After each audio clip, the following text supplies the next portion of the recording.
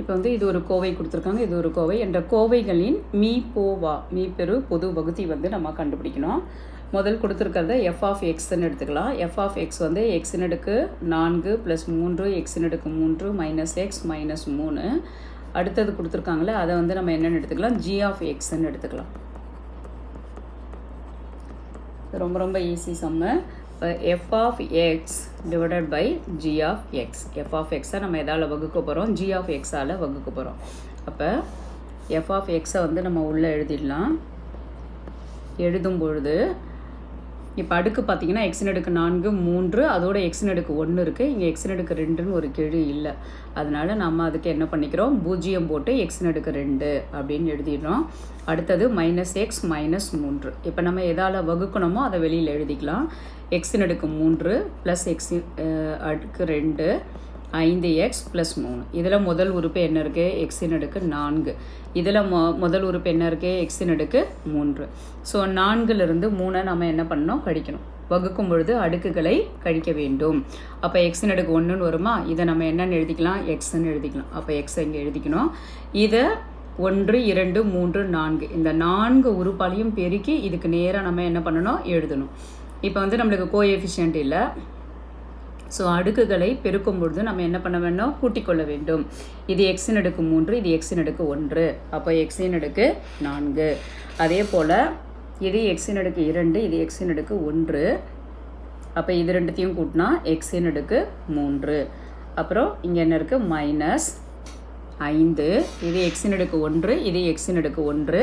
இப்போ இரண்டையும் கூட்டினா நம்மளுக்கு என்ன வரும், எக்ஸின் அடுக்கு 2 வந்துடும். அப்புறம் 3 × x 3x. எல்லாத்துக்கும் நம்ம ஆப்போசிட் சைன். இது ப்ளஸில் இருக்குது, இதுவும் ப்ளஸில் இருக்குது, இது மைனஸில் இருக்குது, இது ப்ளஸில் இருக்குது. இப்போ இது 2 நம்மளுக்கு கேன்சல் ஆகிடும். இப்போ இது வந்து +3 எக்ஸின் அடுக்கு 3லேருந்து எக்ஸின் அடுக்கு 3 போயிடுச்சுன்னா 2 எக்ஸின் அடுக்கு 3. இது வந்து +5 x². இது வந்து -x, இது -3x. அப்போ மொத்தம் -4x. இது வந்து -3. இப்போ என்ன செய்யணும், இதனுடைய முதல் உறுப்பு, இந்த கோவையினுடைய முதல் உறுப்பு 2 எக்ஸின் அடுக்கு 3.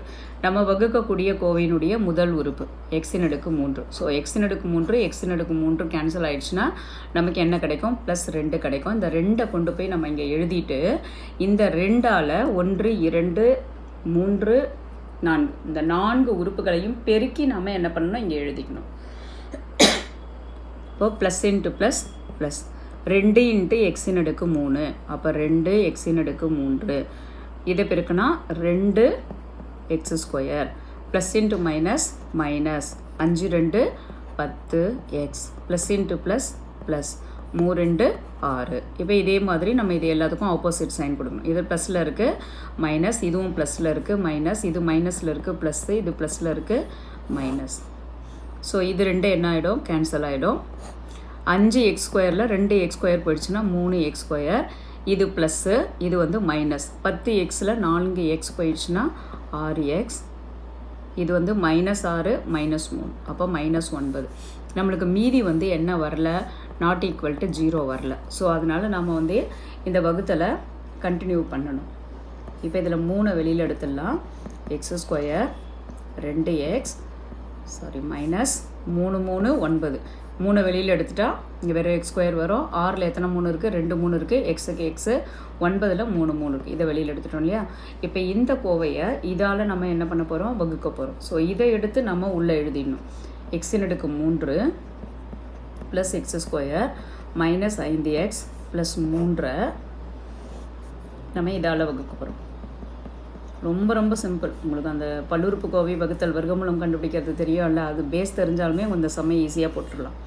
இப்போ முதல் உறுப்பு, இந்த உள்ளே இருக்கக்கூடிய கோவையினுடைய முதல் உறுப்பு, வெளியில் இருக்கக்கூடிய கோவையினுடைய முதல் உறுப்பு. இப்போ வகுக்கும் பொழுது அடுக்குகளை கழிக்க வேண்டும். அப்போ எக்ஸின் அடுக்கு 3லேருந்து எக்ஸின் அடுக்கு 2 போயிடுச்சுன்னா எக்ஸின் அடுக்கு 1. இதை நம்ம என்னென்னு எழுதிக்கலாம், எக்ஸ்ன்னு எழுதிக்கலாம். ஸோ இதை 1 2 3 3ஆல் நம்ம என்ன பண்ணணும், பெருக்கி இங்கே எழுதிக்கணும். இது எக்ஸின் அடுக்கு 1, இது எக்ஸின் அடுக்கு 2. அப்போது பெருக்கும் பொழுது அடுக்குகளை கூட்ட வேண்டும். இது 1 1 கூட 2 கூட்டினா எவ்வளோ, 3. அதே போல் 2x எக்ஸால் பெருக்குனா 2x². அதுக்கப்புறம் என்ன இருக்குது மைனஸ் 3 × x 3x. ஸோ இதுக்கு ஆப்போசிட் சைன், இது ப்ளஸில் இருக்குது மைனஸ், இது ப்ளஸில் இருக்குது மைனஸ், இது மைனஸில் இருக்குது ப்ளஸ்ஸு. ஸோ இது ரெண்டும் என்ன ஆகிடும் கேன்சல் ஆகிடும். 2x² ஒரு x² போயிடுச்சுன்னா 1x², இது ப்ளஸ்ஸு இது மைனஸ். 5xல் 3x போயிடுச்சுன்னா 2x, மிச்சம் என்ன இருக்குது 3 இருக்குது. இப்போ இதனுடைய முதல் உறுப்பு x², இதனுடைய முதல் உறுப்பு x². x² வகுத்தா நம்மளுக்கு என்ன கிடைக்கும் 1 கிடைக்கும். அந்த 1 இங்கே எழுதிட்டு இந்த 1ஆல் அந்த 3 உறுப்பையும் பெருக்கி நம்ம இங்கே எழுதணும். இப்போது 1 × x² plus into minus minus 3 3. இப்போ எல்லாத்துக்கும் ஆப்போசிட் சைன் கொடுக்கலாம். இது ப்ளஸில் இருக்குது, இது ப்ளஸில் இருக்குது. ஸோ எல்லாமே என்ன ஆகிடும் கேன்சல் ஆகிடும். அப்போ நம்மளுக்கு மீதி வந்து என்ன ஆகிடுச்சு 0 வந்துடுது. அப்போ மீதி 0 வந்தால் நம்ம இங்கே என்ன இது எடுத்துட்டோமோ அதுதான் வந்து அந்த கணக்கினுடைய மீ போ வா.